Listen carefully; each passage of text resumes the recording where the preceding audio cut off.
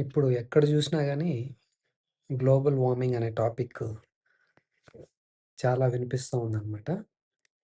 అది చాలా serious actually. So, దానికి కారణం ఎవరంటే మన వాళ్ళే. సో, మంచి పాలిసీసు స్ట్రిక్ట్‌గా లేకుండా ఈ పరిస్థితికొచ్చామనమాట. సో, ఇప్పుడు కార్ల విషయానికొస్తే, ఇప్పుడు గవర్నమెంట్ గూడా చాలా పుష్ చేస్తోంది కదా! అందరూ ఎలక్ట్రిక్ కార్స్ వైపుకెళ్ళండి. అది మంచిది. పొల్యూషన్ తగ్గిస్తుంది. CO2 తగ్గుతుంది. కాలుష్యాన్ని నియంత్రించొచ్చు అనేసి. సో, అదైతే ఓకే. కానీ ఆల్టర్‌నేటివ్స్ ఏంటి? ఒక్క ఎలక్ట్రిసిటీయేనా? ఎలక్ట్రిక్ కార్సేనా? వేరేవి లేవా? ఇప్పుడు ఆ ఎలక్ట్రిసిటీ కూడా గ్రీన్ ఎనర్జీ కాదు కదా! సో, అది కూడా ఇంపాక్ట్ ఉంది కదా ఎన్విరాన్మెంట్ పైన. ఇప్పుడు ఎన్విరాన్మెంట్ పైన ఇంపాక్ట్ లేకుండా మనము బయట దేశం నుంచి లక్షల కోట్లిచ్చి పెట్రోలు తెప్పించుకోకుండా, మన దేశంలోనే మనమే తయారు చేసుకోవచ్చనమాట. చాలా ఉన్నాయి అలాగా. సో, తద్వారా ఏమవుతుందంటే ఎన్విరాన్మెంటు క్లీన్‌గా ఉంటుంది. పొల్యూషన్ తగ్గుతది. జాబ్స్ పెరుగుతాయి. అందరికీ డబ్బులు వస్తాయి కదా! మనము ఈ పెట్రోల్ కొనాల్సిన అవసరం లేదు. లక్షల కోట్లు మనకే మిగులుతుంది. సో, దేశాన్ని గూడా అభివృద్ధి చేయొచ్చనమాట. సో, ఇప్పుడు అవి ఏంటివి అంటే, ఆ ఫ్యూయల్స్ ఏంటివి? ఆ ఎనర్జీ ఏంటి అంటే, ఒకటి ఇథనాల్. ఇథనాల్ అనేది మన దేశంలో ఆల్రెడీ తయారు చేస్తున్నారు. మనం వాడే పెట్రోల్‌లో 20% ఆల్రెడీ మిక్స్ చేస్తున్నారనమాట గవర్నమెంట్ వాళ్ళు. సో, అది వాళ్ళ ఎయిమ్ ఏంటంటే ఫ్యూచర్‌లో ఫ్లెక్స్ ఫ్యూయల్‌గా తయారు చేయాలి అని. అంటే ఎథనాల్ ఇప్పుడు 20% మిక్స్ చేస్తున్నారు గదా! అది ఫ్యూచర్‌లో 50 గావచ్చు, 85 గావచ్చు, 100 కూడా కావచ్చు. అంతే కాకుండా వాటితో పాటే నాకు తెలిసి hydrogen is the best. You know. So, no side effects. Pollution కంట్రోల్‌లోకొస్తుంది. Zero pollution. సో, బయట నుంచి మనము ఇంపోర్ట్ చేసుకోవాల్సిన అవసరం లేదు. No dependency. సో, మనమే తయారు చేసుకోవచ్చు హైడ్రోజన్ అనేది. సో, మైలేజ్ గూడా చాలా బావుంటది. చాలా ఎక్కువొస్తుంది. ఎథనాల్ ఒక పక్క. అట్లాగే ఇప్పుడు సీఎన్‌జీ ఉన్నాయి గదా!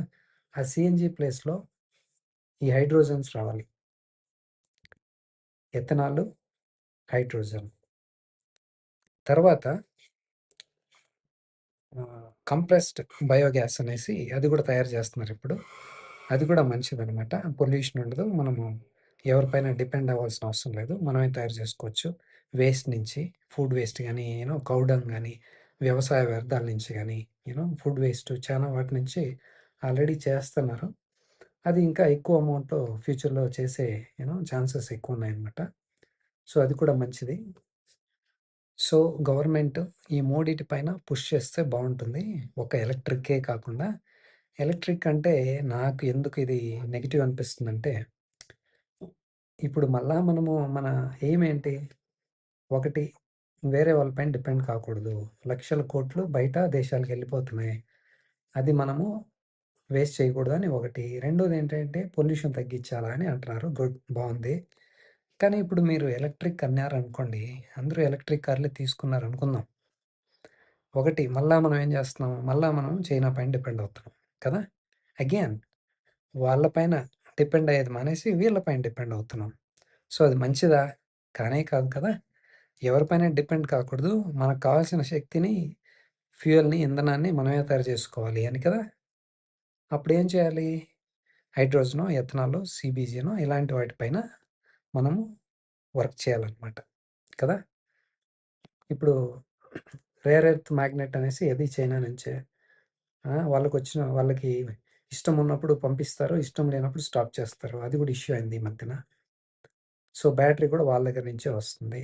మళ్ళా మనకి వాళ్ళకి పడకపోతే బ్యాటరీ ఇవ్వకపోతే మళ్ళేంటి పరిస్థితి? కదా!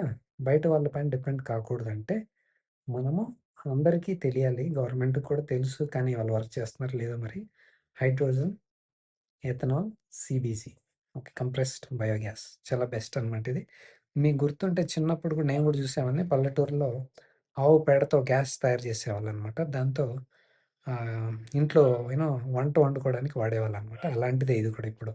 సీబీజీ అనేది. అదే గ్యాస్‌ని ఎల్‌పీజీ సీఎన్‌జీ ప్లేస్‌లో కార్‌లో దీన్ని వాడతారనమాట. సో, బెస్ట్ కదా! మనమే తయారు చేసుకోవచ్చు. సో, అందరికీ మంచిదే. వ్యవసాయం చేసే వాళ్ళకి, ఆవులున్న వాళ్ళకి, పేడ ఉన్న వాళ్ళకి, యూ నో ఆహ్, వ్యవసాయ వ్యర్థాల నుంచి కూడా తయారు చేస్తారు ఇదంతా. సో, హ్మ్. రైతులకు గూడా మంచి ఇన్‌కమ్ ఒస్తది కదా! సో, అన్ని విధాలుగాను మంచిదే ఇది.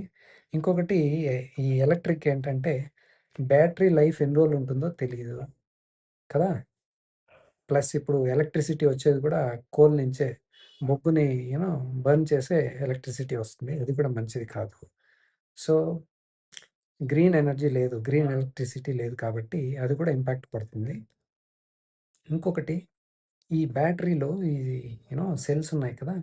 ఇవి ఏజ్ అయిపోయిన తర్వాత ఏం చేస్తాం? ఎక్కడ వేస్తాం? అంటే మళ్ళా ఏ భూమిలోనే వేస్తాం. అది కూడా మంచిది కాదు కదా! అది కూడా పొల్యూషన్, ఎర్త్ పొల్యూషన్ అవుతుందనమాట. So, that is not at all eco friendly. Electric cars అనేది it's not eco friendly. Temporary కని చూసి ఏదో చేయకూడదు. ఫ్యూచర్‌కి ఆలోచించి వేరే వాళ్ళ పైన డిపెండ్ కాకూడదు. ఎయిర్ పొల్యూషన్ కాకూడదు. వాటర్ పొల్యూషన్ కాకూడదు. ఎర్త్ పొల్యూషన్ కాకూడదు అంటే only way hydrogen, ethanol, CBG.